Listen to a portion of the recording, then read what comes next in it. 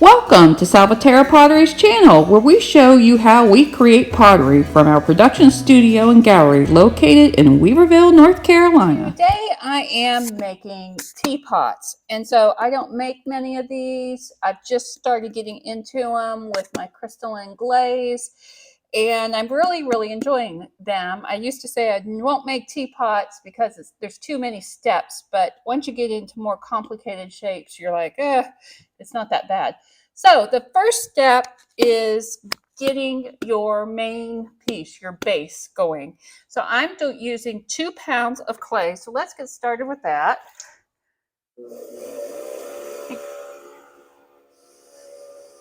Just clean off my bat, and I've already weighed out my clay. And since this is plaster, I like dipping my ball in water real quick and then sticking it down like that. I've had the ball actually come off of these plaster bats without doing that. So let's get the clay centered.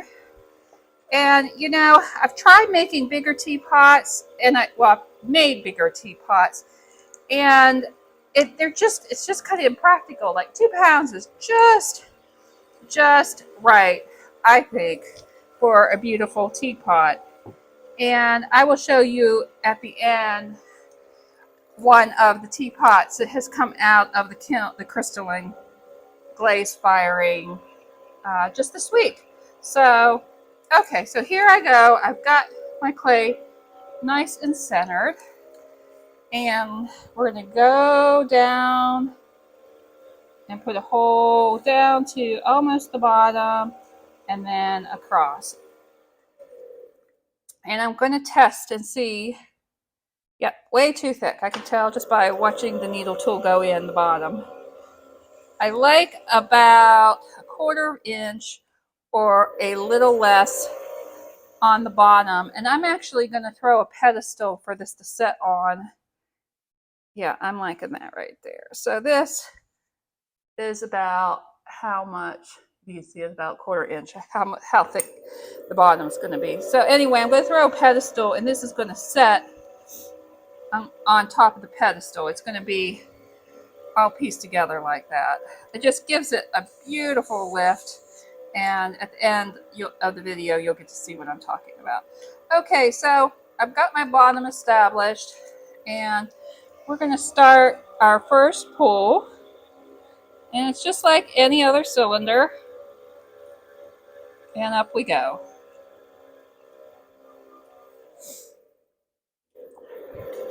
Work on the bottom a little bit. I'm pushing clay in because I want to use all my clay. And that's where my next pull is going to start, is right here. I pushed it in, and let's go up.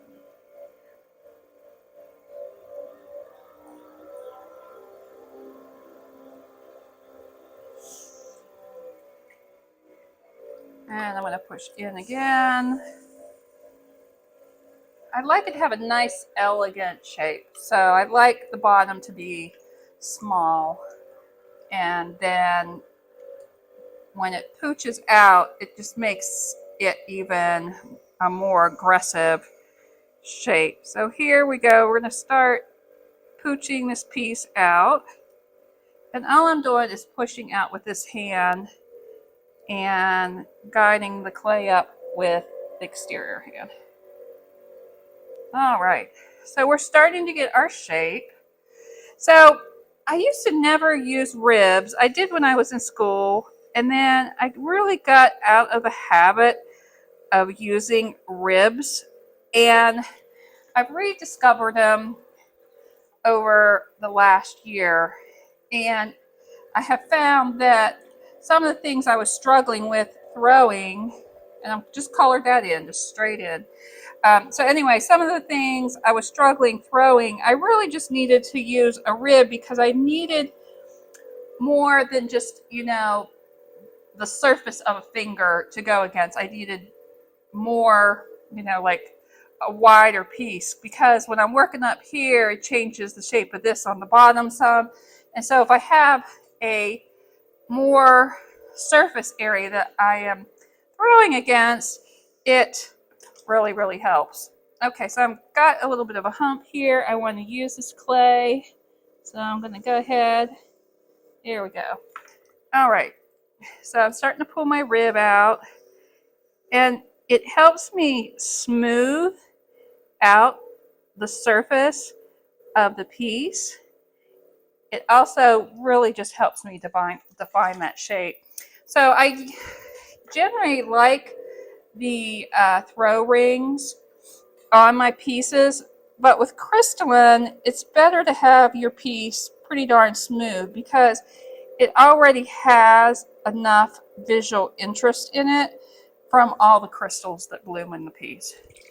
All right, so we're starting to get there. I like this top part to have some height to it because I want my lid to have lift on the piece. I want the whole piece, I don't want it to be squatty and heavy. I want it to have a light and airy feel. So the biggest part of the bulge in the piece is up higher, and then it comes in pretty drastically to that shape. Okay, so here's a metal rib. You can get them really, really cheap. I like using them because you can bend them, and it really helps to smooth out this piece for the crystalline. So it's taken me a while to get used to using this.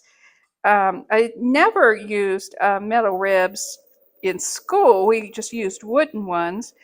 And I found that the metal rib is just really great, but it takes some practice.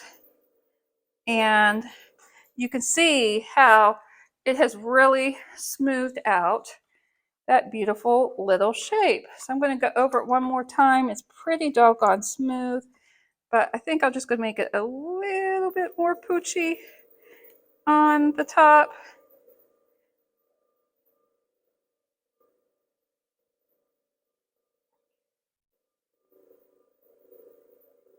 All right, yeah, I'm liking that.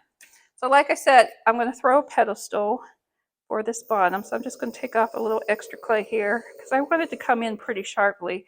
So that pedestal is really, really pretty. And I'm going to, let's see, just get the water out the bottom. There's not much in there at all. And then I'm going to collar this in. I got to make sure I get my hands wet enough because I don't want it to drag. Because if it drags, it's going to change the shape of my pot. Okay, so we're going to get a little bit of lift on here. So the lid doesn't feel like it's just setting on the body, but it's actually got a little bit of a lift. All right. And we're going to soften that. And I'm just going to touch the top of this again, get the water off of it, and just smooth it out a little bit. Oops, I see I got a little bit of brown clay on it. We can take care of that later. Okay, so I'm really loving that shape. And so let's get the right angle on the camera. I'm going to tip it a little bit. So just to kind of get it so you can see the shape. So there it is. So the next step I'm going to do is throw the lid. I'm going to switch my bat system. Thanks for watching. If you are enjoying our video, please consider supporting Salvaterra Pottery by purchasing a pot. You may do so through our website, salvaterrapottery.com, or better yet, visit us at our studio in Weaverville, North Carolina, just 10 minutes north of Asheville. Any purchase helps us to continue our educational videos and work in the studio. And remember to like and subscribe. It really does help other folks get to see our video. Now, back to the show. Okay, so I throw my lids upside down, and I didn't have to switch the bat system, but I prefer to do it that way. It's just a preference. So this is double tempered masonite, homemade system, way before they came up with commercial ones just like this. Like we should have patented it, the idea long, long ago. All right, so my lid is going to be 1/2 pound. So I have a 1/2 pound ready. Stick it on the bottom, and let's get that centered. So this is piece number 2, and it's the lid.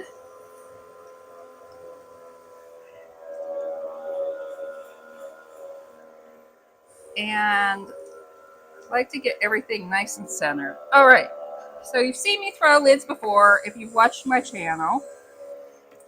So this one is going to be the same way, just a little bit smaller. So down we go in the center, across the bottom, get the thickness we want, and I'm going to start a pull, and I'm going to pull it kind of out a little bit like a bowl.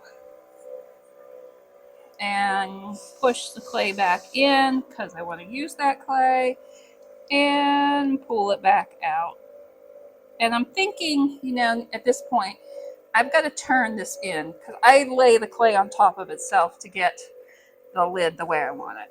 So I'm going to start working towards that. So I'm pushing in with my thumb right here and supporting underneath with my middle finger to create this flange I need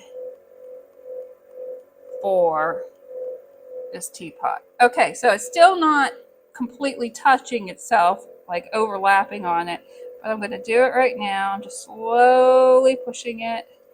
Okay, so the two walls have been bent together to make this piece, this flange that's going to stick out here on the teapot. All right, so I know I'm not wide enough, but I'd rather work small and then open it up than vice versa. So let's see. Gotta find my measuring tool. I like using this guy here. So let me measure the inside width of my teapot with this.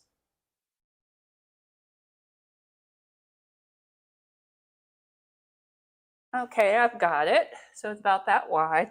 And so this flange, oh, it's pretty daggone close. It needs to go in a little bit. I'm kind of surprised. So that has to go in a little bit so it fits down in the teapot. So let me push it in, and I want a little bit of height on it. Some people make these really, this little part here really tall. So when you tip the teapot over, it has more likelihood to not come off when you do that. So I don't necessarily do them real big. Most people hold the lid when they're pouring the teapot, so I don't find it that's really necessary to do a really, really tall one. So let's check again. Yeah, we're getting pretty good. So I'm just going to refine this shape just a little for my teapot. I don't want this top part here to be too thin, because if it is, it will be one of the first things to chip. So you've got to make sure you have enough weight in it. Okay, one last measurement. I think we can probably call it good. Yep, but I really, really like that. Okay, let me pull this off and show you the second piece of our teapot.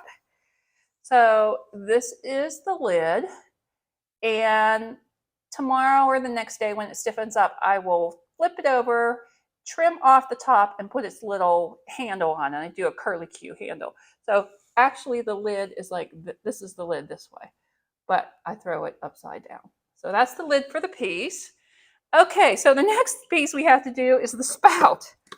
So like I said, there's several pieces you have to do. So let's get going on the spout. I'm sure there's many ways to make them, but this is how I do it. Another ½ pound of clay. Get it sticking on the bat. And I'm going to just throw a really tall, narrow cone for the spout. So let's get going with that.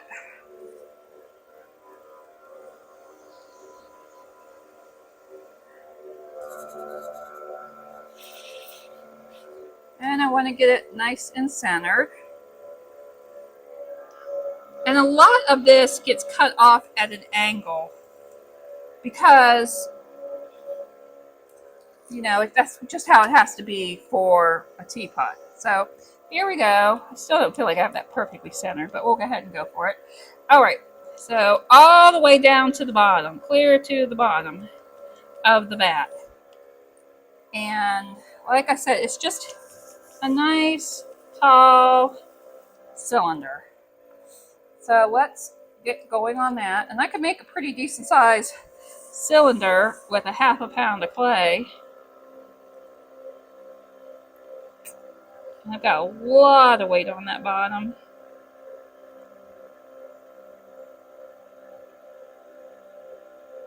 I also feel a bubble. There's my needle tool. And it's right there. So I'm going to pop it. Press the clay back in. There we go. All right. So let's finish up our nice, beautiful little spout. We're pretty much there. I'm just, for insurance reasons, going to pull it a little longer. Just so I can always cut some off.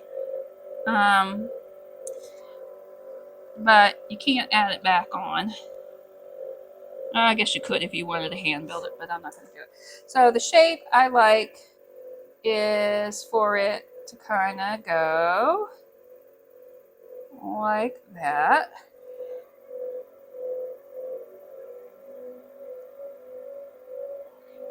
And I kind of want this top part on the thinner side, because you don't want your spout to be too thick.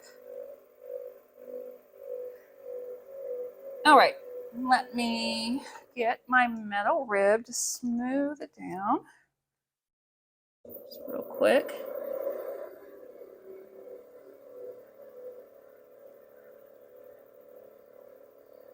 All right, needle tool. Not that I have to do this, but I'd rather start with a perfectly even top.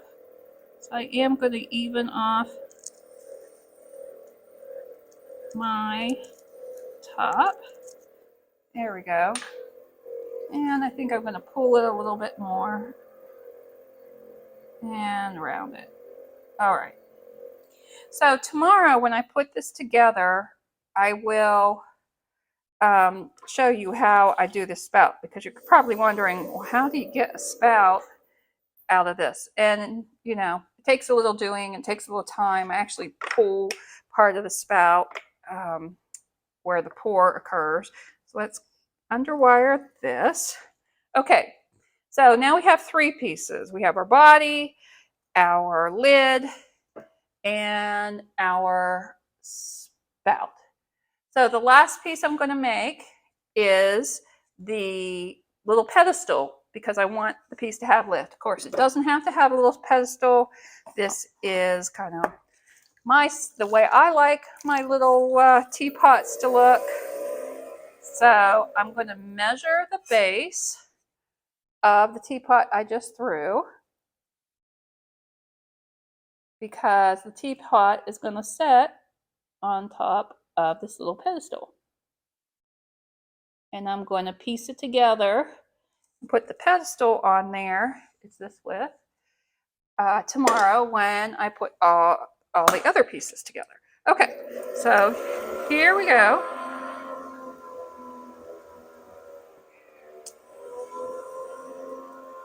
The nice thing is all the additions are, I found 1/2 pound works quite nicely.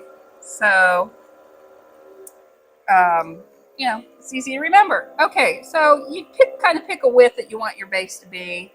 And, you know, you want a base where the teapot is not going to be tipsy, where it's wide enough. And, but still have an elegant look to it if you're going to bother throwing a base. So you just have to, you know, decide how you're going to do it. The other thing is, because I'm working with crystalline, and crystalline loves to run, I am going to use this as a glaze catcher, but a glaze catcher that stays on the pot permanently. So let's see. Let's get this going. Still have a lot of weight there. I know I've got a ways to go to flare out for my teapot to set on. Let's see where we are. Oh, I think, ooh, we're just about there. So that's good. Okay. And then I'm going to pull the exterior back up, because I'm making a little channel for my glaze to get caught in if the glaze decides to try to run off the pot. All right. And I'm just using my thumb, honestly, and back out. Okay. And I'm going to make that a little bit smaller. And if I put the teapot together, and I don't like this pedestal, I can always throw another one. I can trim some of the excess clay off of it if I want to. So, you know, it's clay. You can mold it however you want. All right. So I think I'm going to leave it at that. And so here is the pedestal that the teapot is going to set on. So that is my fourth piece. Then tomorrow, once everything is stiffened up and I cut holes, I have a handle I have to put on. So you can see there are a number of steps to a teapot, but it's very doable and you can get a really graceful, beautiful teapot. So I will come back tomorrow. We'll put it all together and you can see how this all works. See you tomorrow. Bye.